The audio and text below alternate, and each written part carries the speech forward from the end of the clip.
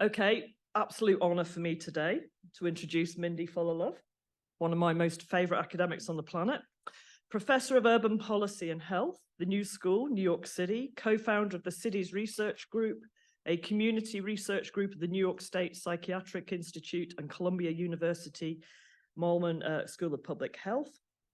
Mindy is a social psychiatrist, as people mentioned earlier, but also a scholar activist who read history at Bryn Mawr College, followed by medicine and psychiatry at Columbia University, a proper interdisciplinary scholar.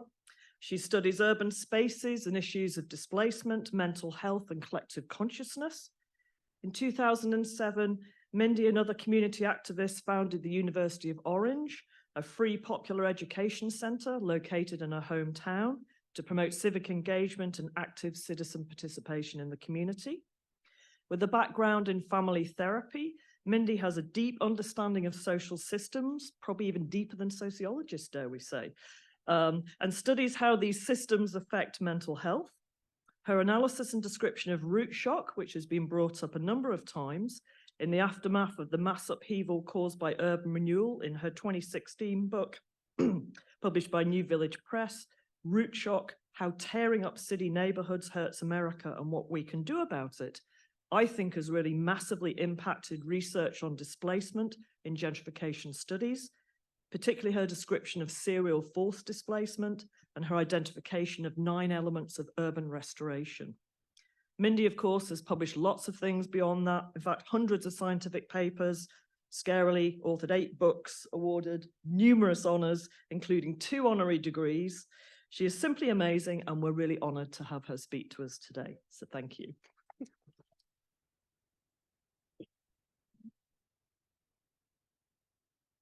I think we're really off to a good start being loud.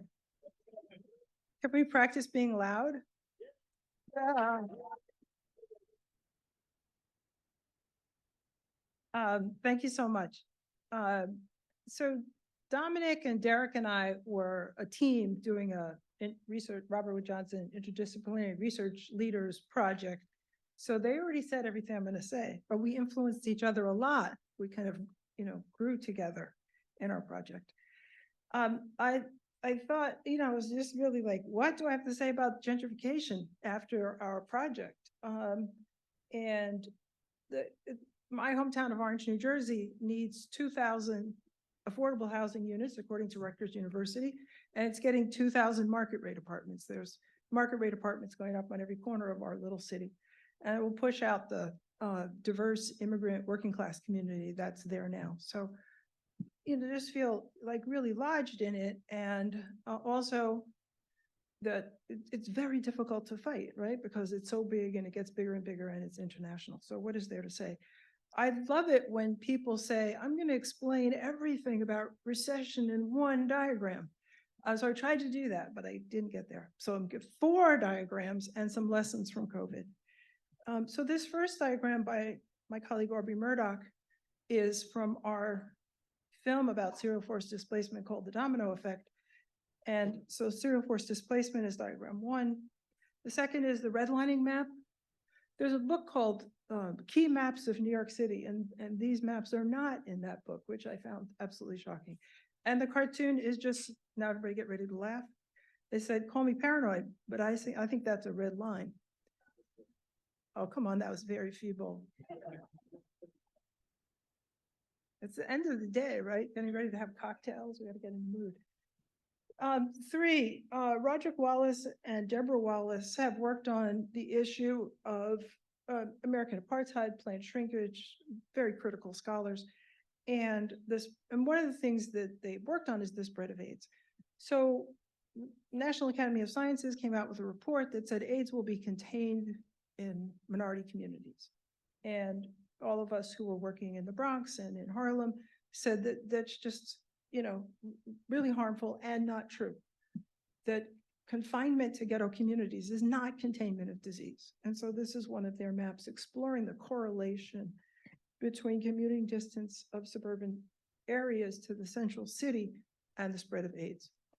And 4th, from Jason Moore's paper on the metabolic rift in the modern world, this diagram, which I which is really about how capitalism has moved across the planet, causing a metabolic rift, taking raw materials from one place, using them in another place, and then, discharging the waste into the air, land, and water of the second place, nothing going back. But we don't send the coffee grounds back to Ecuador or wherever the coffee came from. So those are the four. So people have said today, many people, sir, you said it, everybody said it, you got to think about the history of displacement in America. And so of course that becomes really important part of the story with the arrival of Europeans in this North America, South America, and the dispossession of the native people. So the first part of the this dispossession was the idea of a kind of two-state solution. You go west of the Appalachians and we'll have this part. And of course, then they figured out that was a bad idea. Well, you go west of the Mississippi and then you go someplace else. And when I was in grammar school, we always used to tell this joke. And then they sent them to Oklahoma because there was this black stuff there, which was the oil. So then they wanted that back. People don't laugh. Come on, that's okay. Wasn't that great a joke? But we got to just. I did try. Thank you, Dominic. So the Native American, is sort of in oppressed culture. So in my African American culture, in Jewish culture, in a lot of cultures, people like to make jokes about things that are really terrible. This happens, right?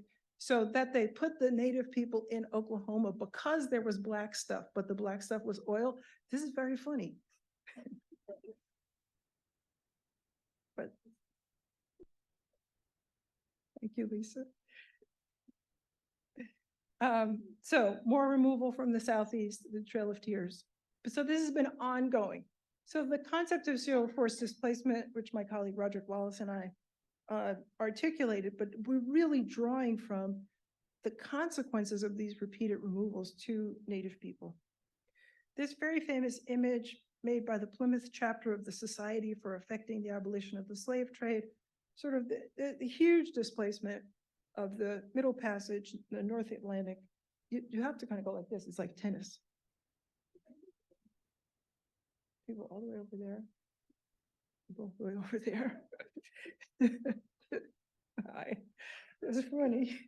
See, that's funny too, right? And then we closed down the international slave trade, and then there was a huge domestic slave trade. And many people say that many more people were sold through the domestic slave trade than even came across the Atlantic.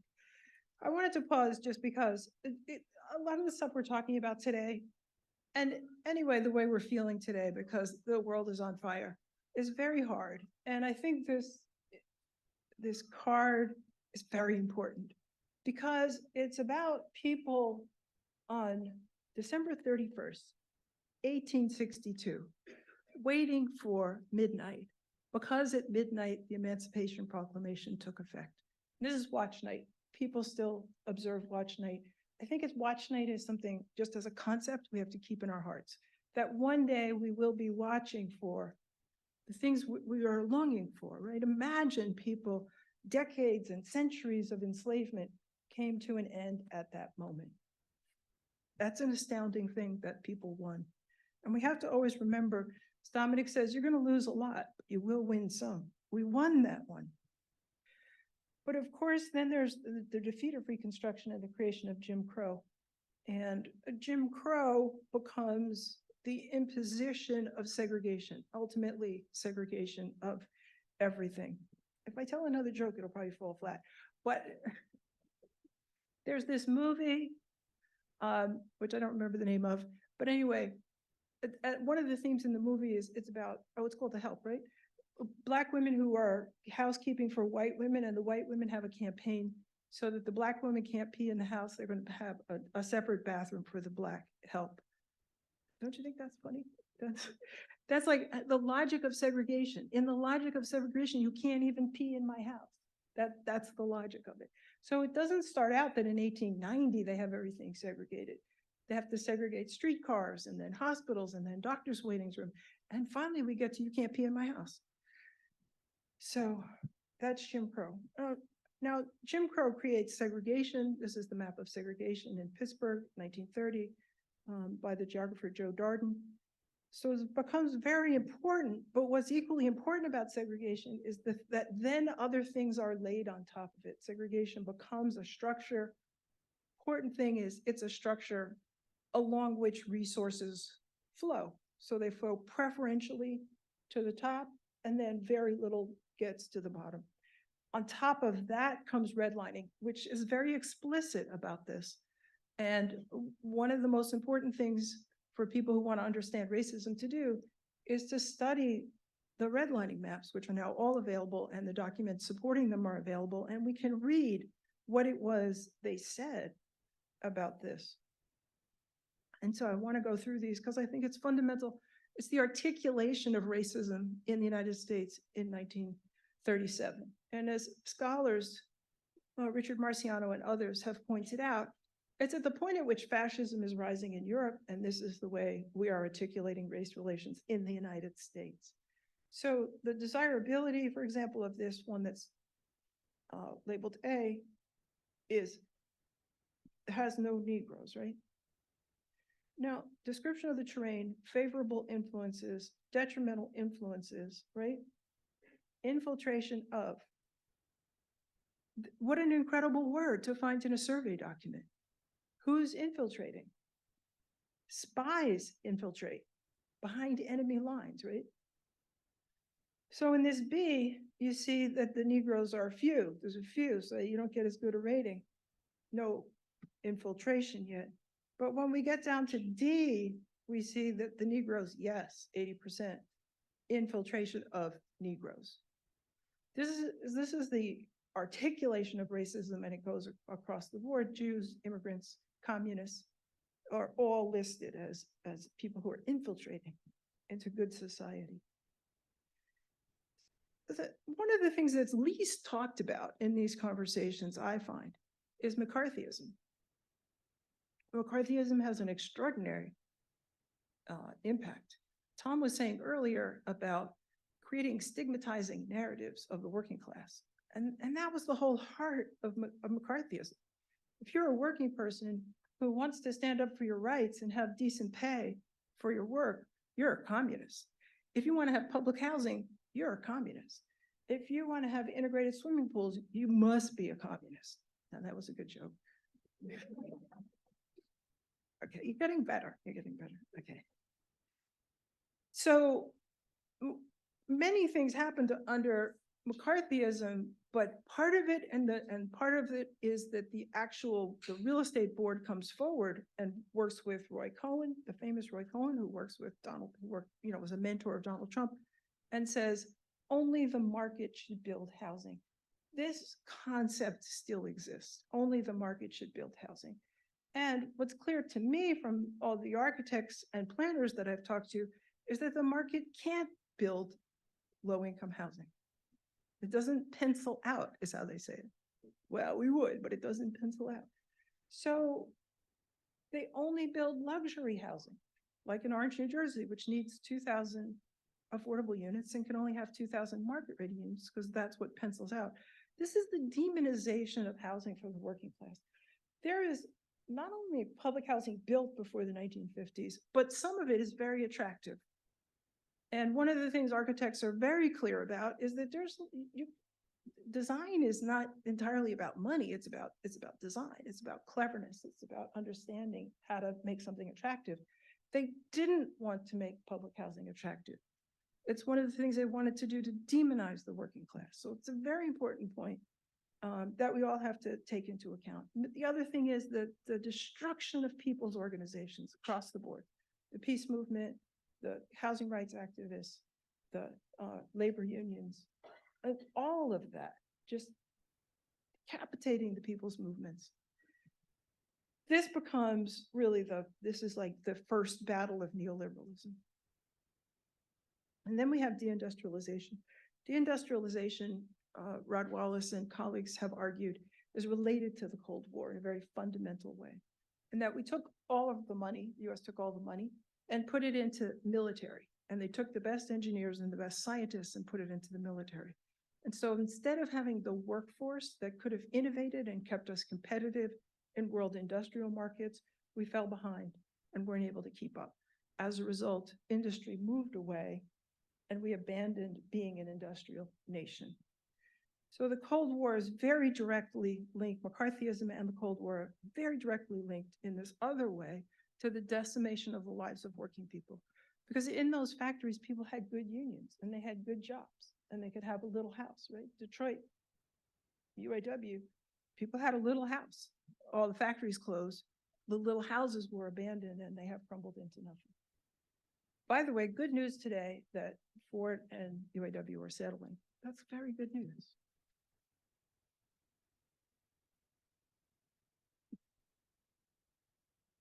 Can peace in the Middle East be far behind? I don't think so. So we heard a presentation as part of the panel that Derek and Dominic were leading about a neighborhood in San Francisco called Bayview Hunters Point. I used to work there. There's now investment coming into Bayview as part of a parks project. The disinvestment in Bayview Hunters Point was profound. I was working there at the moment at which the last like thing left. Like there was no supermarket, there was no coffee shop, there was no place to get a sandwich. The last thing was a branch of Wells Fargo Bank, and it left. And so there was this period of just utter, all of the private and public things that enrich a neighborhood, all of them had been taken out of Bayview Hunters Point neighborhood in San Francisco. So this is a heartbreaking, terrible experience. And of course, this kind of disinvestment went on all across America. In New York City, it was explicitly named as planned shrinkage. And planned shrinkage strategies are still taught in many places. They're still proposed in many places as legitimate interventions in a city. If the population is shrinking, then consolidate it. Abandon some areas. Don't support them with fire stations or police. Let the people move away and then let the land lie fallow, as they said in New York, until you're ready to use it for a higher use, of course, not for the poor people who are there. And to speed this up, New York City just closed the fire stations in great tracts of poor, minority, and working people's neighborhoods across New York City. The 7 neighborhoods that were most devastated became the 7 neighborhoods that accounted for most of the prisoners in upstate prisons in New York State. So this is like, as Rod and I would talk about it, this is like the self-mutilization of the city, right? This is psychotic urban planning that you say, let's just burn it down. This isn't, nobody came and dropped bombs. We did this ourselves, to ourselves. With the idea that concentration is containment. It doesn't matter if the Black people, if the Hispanic people, if the working people are treated in this manner, because it will stay there. And that's why it became so important for Roger Wallace and Deborah Wallace to take on this concept that concentration was containment. Concentration is not containment. You go harm a community of oppressed people in this massive way, they will rise up in some way. And it might be rising up like a riot, or it might just be rising up like a drug epidemic, right? What's going on with fentanyl? Is that staying contained in the poor white working class communities of the Rust Belt? It's not staying contained, it's all over. And the ads where I live like to point out that enough fentanyl will fit in a packet of sugar could kill hundreds of people. Imagine that. It's not contained. And so the idea that you can do this to people and it won't come back at you is also psychotic. Remember, the profound failure to understand what ecosystems are and that we're all in this together. And I can't hurt you without hurting me. And so this is the map. This is one of the diagrams from Wallace and Wallace, US apartheid and the spread of AIDS. which investigated this, a series of papers that they did that were very helpful. But it's in this context of incessant displacement and incessant, taking the wealth of the poor, that gentrification pops up. Some of the people in the previous panel were talking about a trail. I'm part of making a trail. It's called Draft Path, and it runs from Central Park to the Cloisters. And so this involved getting the city to reinvest in a series of cliffside parks in Harlem and Washington Heights. And so, what pops up as soon as the parks start to look cute is this. Harlem and Washington Heights are minority neighborhoods. They're very poor neighborhoods. They've been struggling to get their feet on the ground after all these series of harms. And so the idea that somebody there can pay $340,000 for a one-bedroom apartment, this is outrageous. As I was thinking all this, I was getting discouraged because you lose some. You lose a lot. And, I just don't want them to take my hometown. So you agree, right? Nobody wants that, right?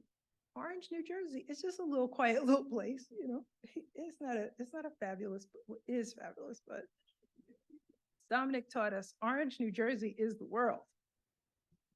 So I thought, you know what?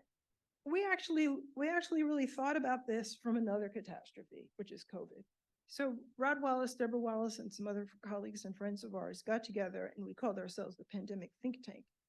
And we had regular meetings and we said, what have we learned from COVID about the utter collapse of public health and the spread of COVID?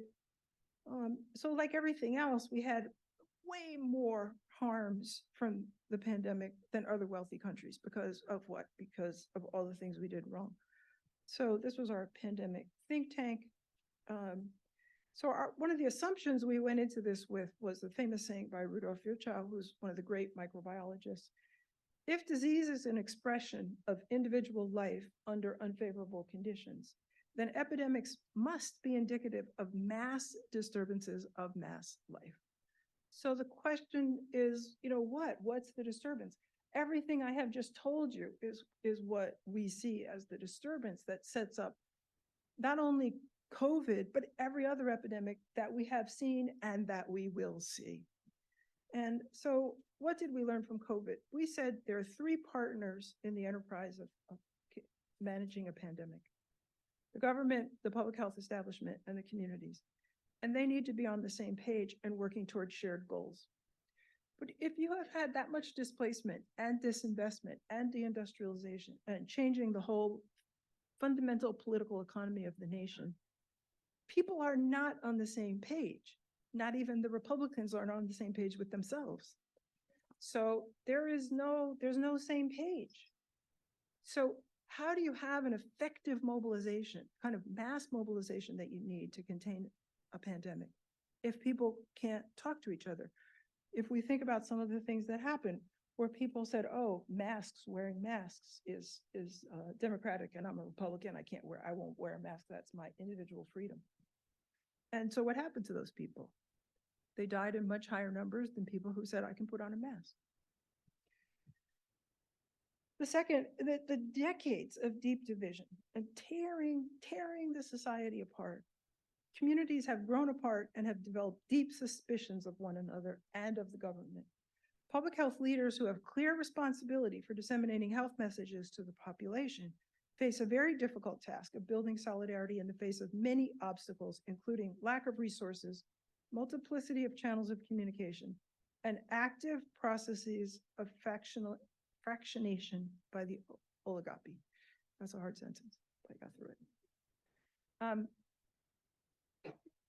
Part of the lack of resources was that under neoliberalism, our public health workforce has been decimated. So there just weren't any people to go hand out tests or give out masks or do all the other tasks.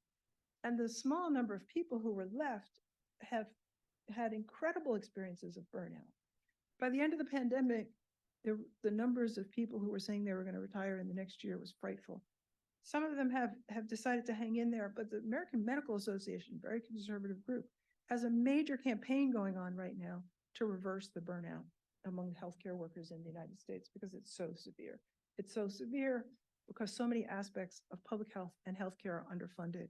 They're underfunded because under neoliberalism, the market takes everything. And what if we had not only the destruction of communities, but the concentration of wealth?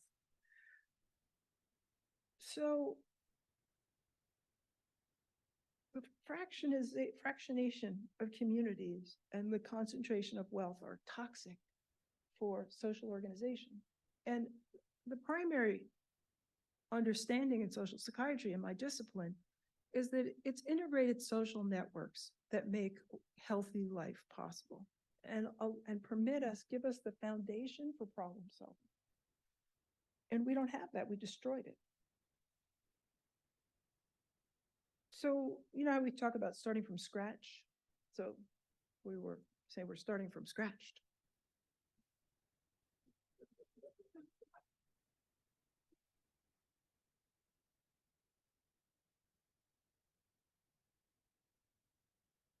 She was good. She gave me a smile right away.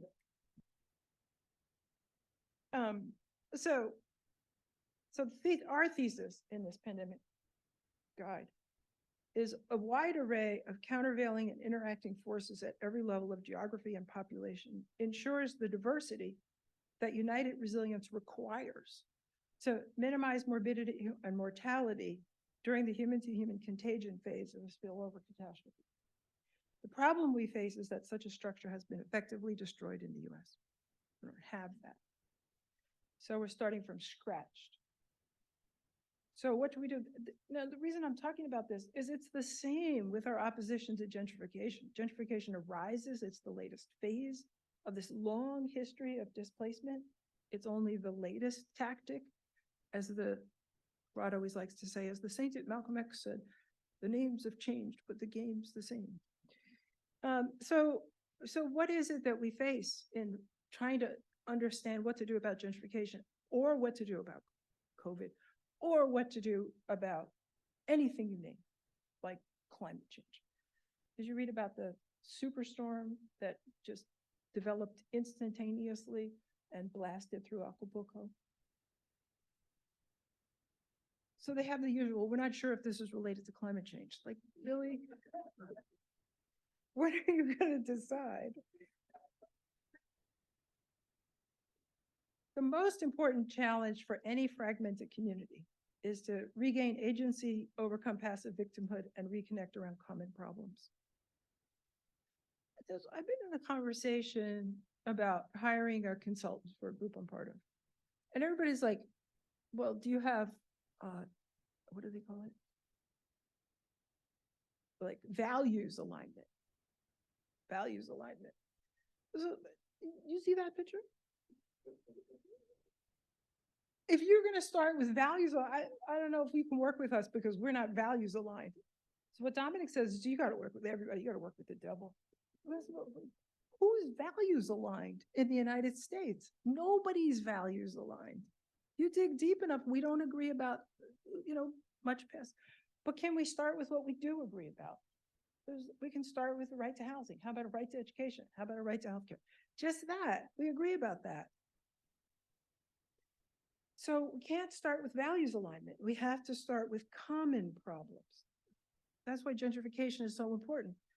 It is no longer the poor and minority communities that are suffering. It is the whole housing spectrum. I bought a house I bought a little house, and at the time I bought it, I thought I better buy this little house because this neighborhood is going to gentrify, and I wouldn't be able to buy this little house later. So the house has now gone up. It's 2.5 times. It's said to be worth 2.5 times what I paid for it, and I could not buy it now. But not only that, if I sell it, where would I go?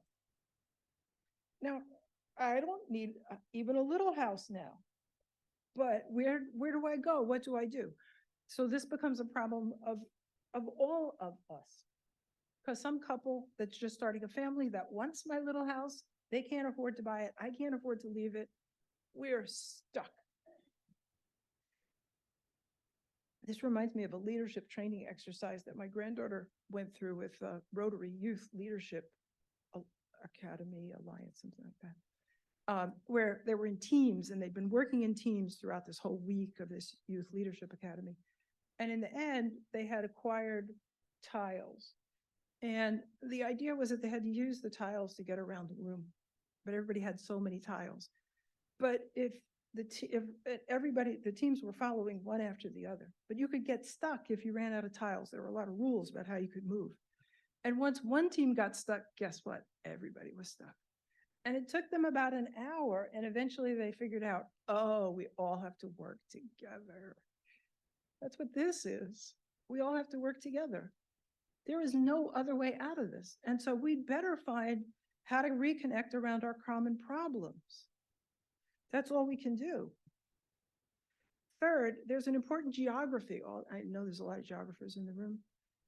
There's an important geography to the spread of illness, from the place of origin to metropolitan centers, from which illness travels within social networks, along regional lines of travel, and via long distance travel. This means that prevention must take place at multiple levels of scale: the local, the regional, and the was that snaps? Did I get snaps from the geographers? Woohoo! This is Rod's diagram of this, and it's very important. One of the things that we really identified in our process was that at the regional level of scale, there's no public health work going on at all. There is at the metropolitan level of scale, if you're lucky enough to live in a big city like Boston, and there is at the national level of scale, but not at the metropolitan level of scale. And it stops at boundaries. So New York City doesn't help Orange, New Jersey, because we're different. Yet, whatever's going on in New York City is going to come to Orange, New Jersey via the train line, because we're connected in the commuting pattern of the area. And whatever starts in Orange, New Jersey is going to go to New York. Same train, goes two ways. So we said there are three tasks. The task for the community is to build a people's coalition as a force for effective pandemic planning and response. And there were, in the panel that I was in, some lovely stories of people building community coalitions. The task for public health, at the time, we had proposed a people's CDC, because the CDC wasn't giving us good information. We said, well, we know a lot of epidemiologists. Let's get together and give good information. And you can find good information as good as exists, because you know what? The government stopped collecting data because they declared the pandemic over, so there's no reason to collect data. Why would you collect data if the pandemic's over? Although it's not over. So people wear masks in crowded indoor spaces. That's a message from our sponsor. And we have to fight to rebuild the whole public health system, which has been decimated. And the task for government is to do what we say. So there's a famous story that A. Philip Randolph went to, helped with the election of Franklin Delano Roosevelt, and went to him and said, you have to do stuff because Black people were frozen out of all the defense jobs. And it is said that FDR said to A. Philip Randolph, make me do it. So A. Philip Randolph, now this is a longer story, I'll let you read on your own. The biographers say this probably didn't happen, it's probably apocryphal, but A. Philip Randolph did go home and organize a march on Washington. And Roosevelt said, I don't want to march on Washington right now, we're about to go to war. And he signed a federal, what do they call those things? Executive order, Fair Employment Practices executive order, which got Black people hired in the defense industry. So being able to show power is very important. That's why Dominic's going to get 30,000 people to join, or 17,000. How many are you going to get to join 1DC? 12,000. 12,000. Well, why not get 30? Why you're ready? Okay. You might need 30. You might need 30. Okay. That we have to be able to show power. And so you need partners, we need coalitions, and you can't build coalition on values alignment. You have to build coalition on common cause. Because there's no ideological purity at this level of world crisis. So I want to just switch gears a little bit, but go back to this learning from COVID. So, you know about shelter in place. You know about that. You heard about that. I was sheltering in place at my house, and I live in this little house that I bought when it was cheap. But I lived by myself, and I was bored and lonely. So, I'm an intellectual. All I do is read books, but I didn't feel like reading books, so I watched television. But I'm too much of an intellectual to watch television because that's what popular. Probably most of you are not snotty like that, but I was. So because I didn't watch television, I didn't know how to work my remote.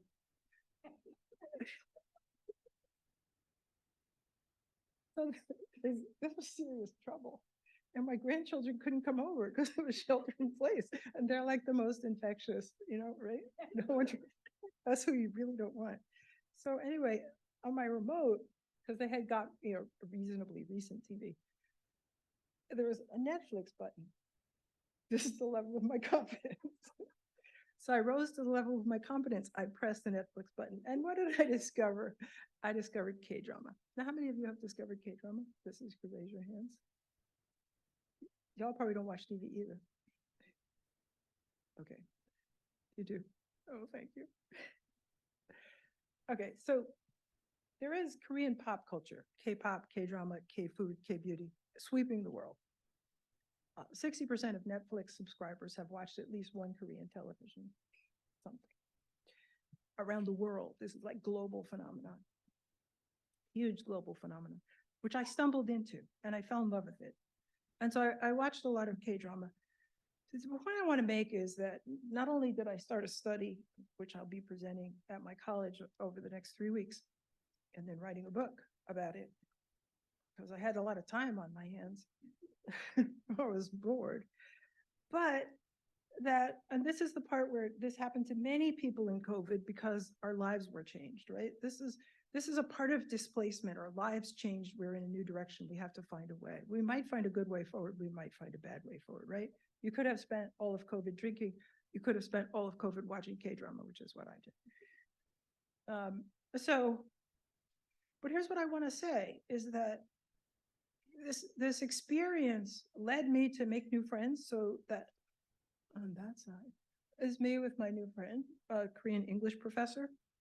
Now, this is a funny story. Get ready to laugh. Okay. She was growing up. She wanted to be a painter, but her parents thought that wouldn't be lucrative. And Korean parents are, they really want you to get a job that, like STEM or something like that. So she said, okay, I'll be an English professor. Oh, that was good.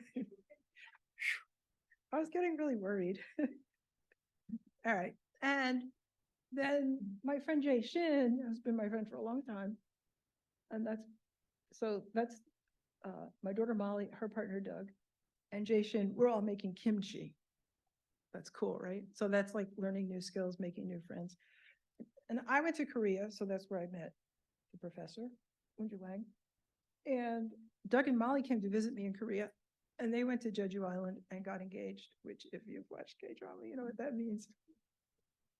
Very romantic.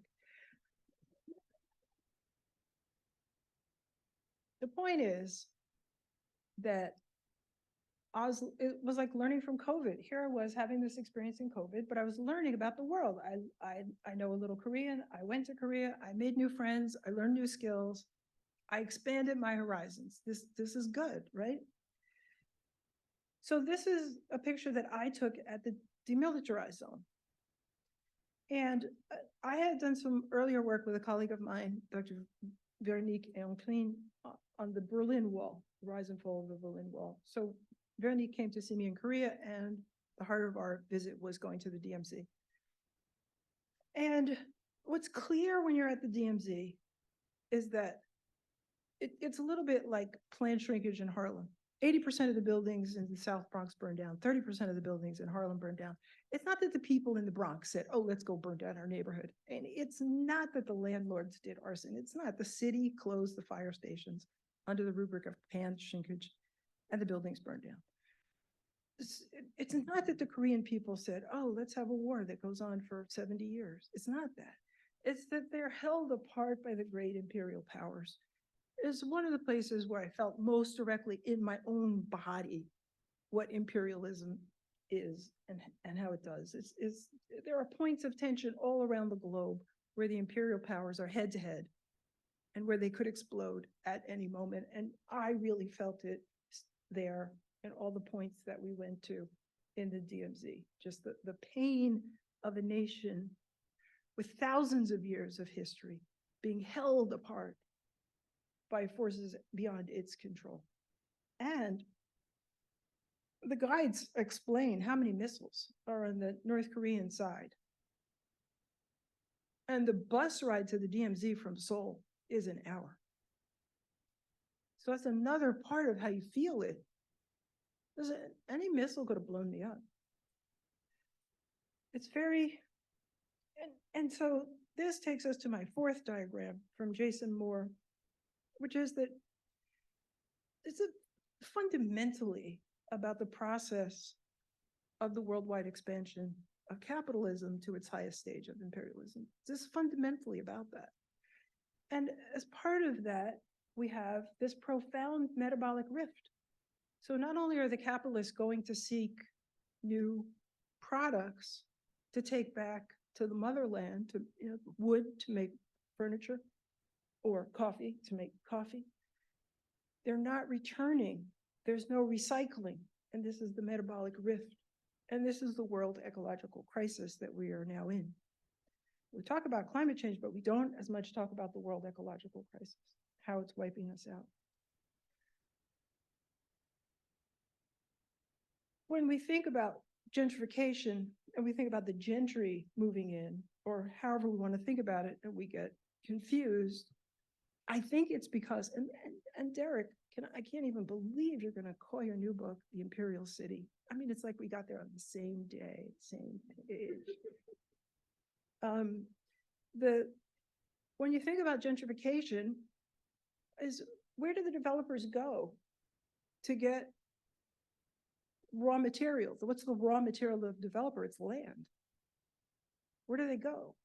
They go to places where the price is low. Like me, I moved where the price was low. Well, where is the price low? The price is low in the US in the red line neighborhood. And they go there. Now, once they've built, and when they go there to build, what are they going to do? They're going to move the Black people. I'm using Black people in the most comprehensive sense. Like, they're going to move the Black people. You'll be amazed if you think about it, how many times the urban planning solution is move the Black people. Professor Evans was saying earlier that you've got to think about class and you've got to think about race. It's like move the Black people. Now, where are they going to put the Black people? They're going to, it's like the Native Americans. They're going to put them in Oklahoma, so to speak, until they discover oil. You see what I'm saying? This is a very deep logic. Put the Black people in Oklahoma until you discover oil. And then what do? Take it back. Now, if you can't take it back, you can cheat. So I was just reading some papers about the fabulous wealth of the Native people in Oklahoma from the oil. You can imagine what happens next. So this is a long process of blowing apart the social fabric of the United States through this highly partitioned imaginary separation, because we're not separate, but we imagine we are. But we aren't separate, and so things spread, everything spreads.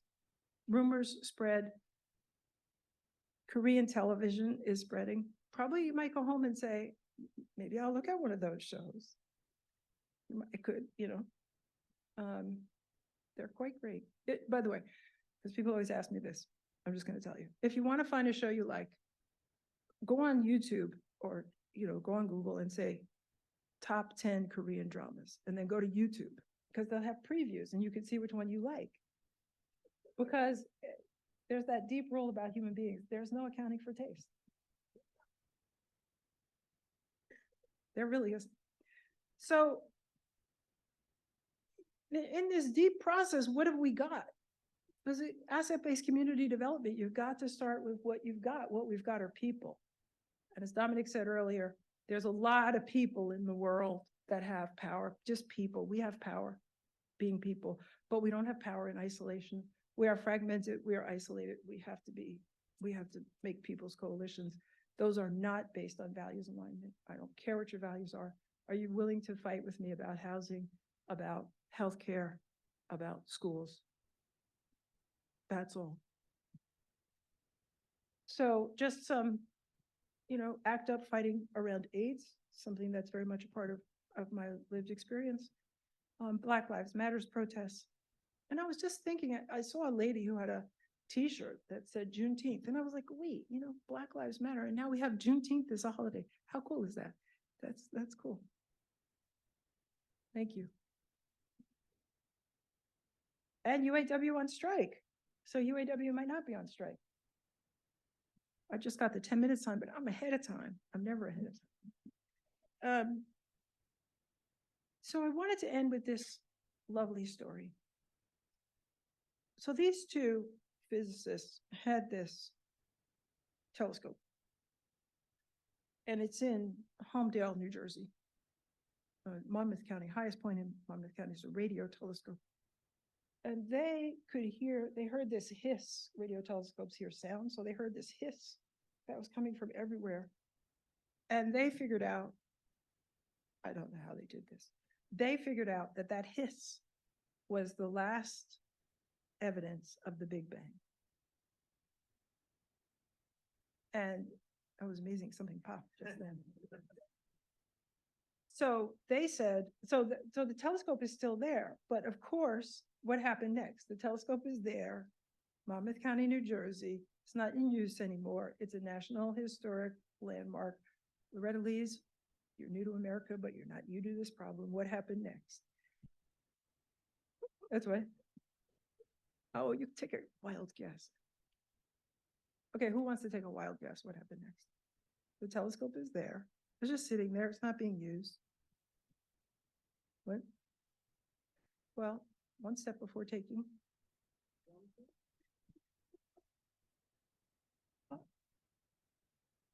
I'm worried you people haven't been listening. A developer came to take the land.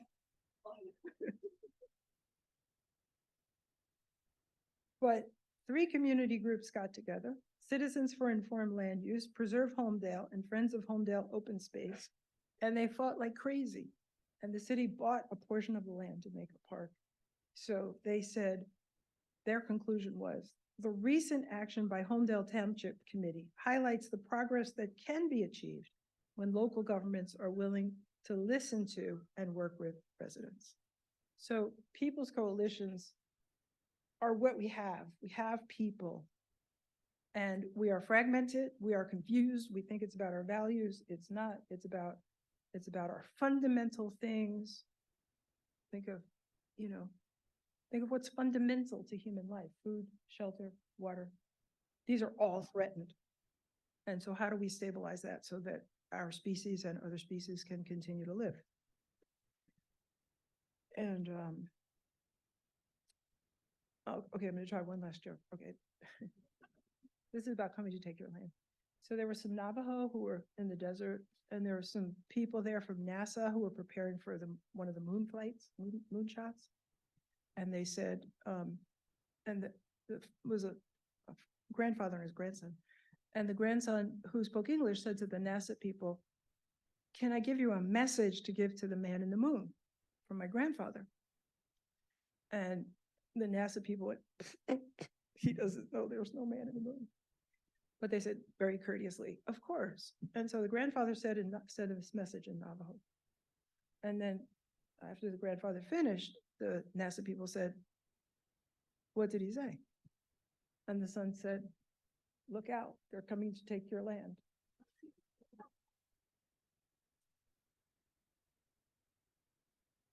That'll haunt you. And that's it. I have nothing more to say.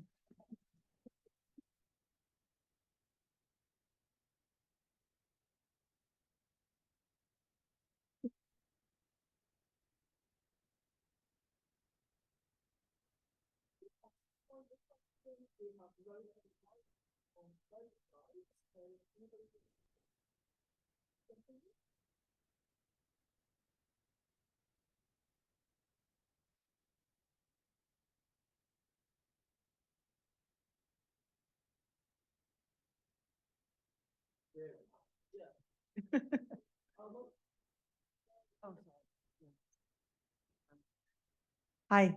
Oh, I'm here.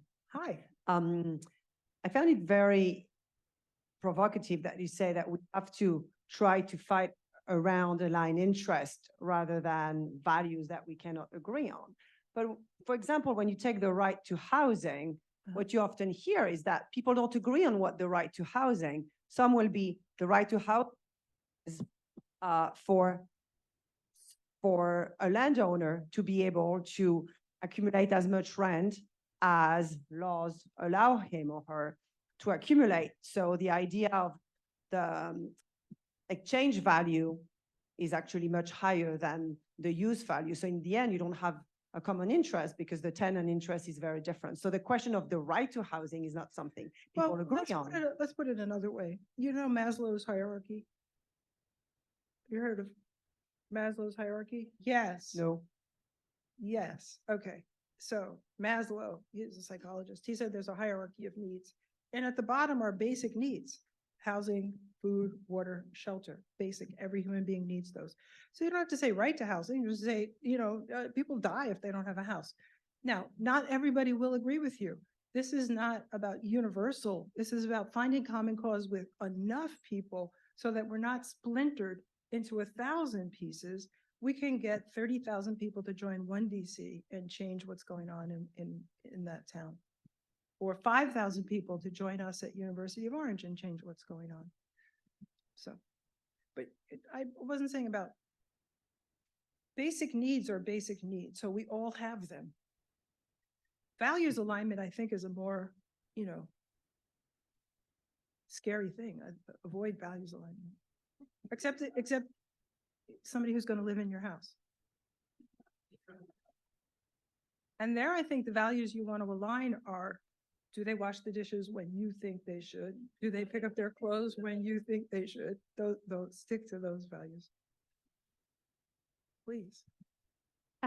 Okay, I have a really dumb question, but There are no dumb questions. in the survey, like the A, B, and C, like those graded, or I guess it was A and B, there were spelling mistakes, or what I interpreted as spelling mistakes, like instead of NEGRO, it was NOEGRO. And I was just wondering if that was like a strategic move to like pretend you're not being racist while you're being racist when you fill in forms like that, or like what the deal was with that.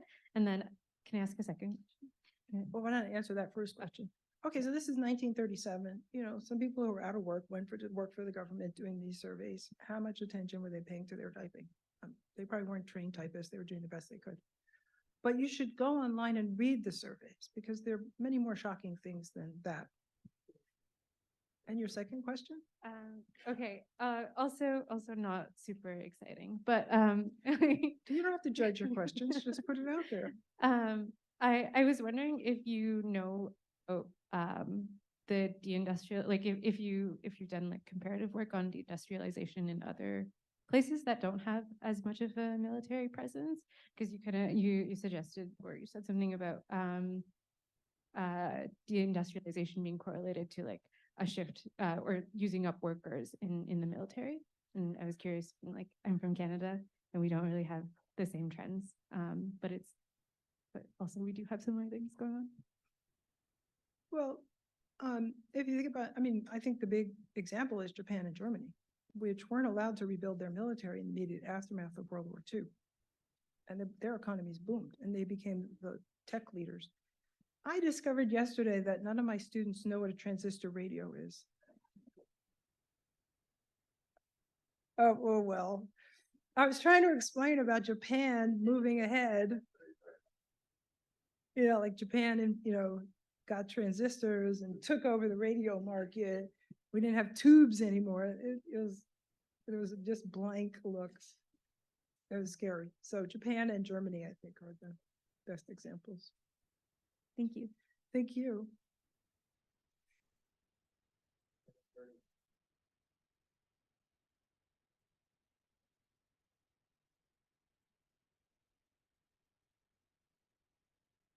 Thank you. Thank you very much for this really moving lecture. And this what was very clear from this what you said, that we are, even with this question which appeared here, that we are really living in the capitalist realism, which actually limited our thinking about the property market to the one side, the exchange value, while the first meaning and value is the use value. And we are treat the housing market, the property market, as the usual market of all other products, which is not true. And that's what we start to really, let's say, fight for the knowledge of this, that the right to the house is not the right of possessing, is actually the right to live. That means to use for your life purposes the property. And we almost forgot, when we forgot that this is still the public service providing the houses. If you ask people on the street to account the public services, housing is never appearing. So yeah. Well, I think that depends if you ask on the street in Vienna or you ask on the street in the United States. In Vienna, they would say, of course. Yeah, okay, so not Yeah. not in my country. Yeah. We're going to have to leave it there.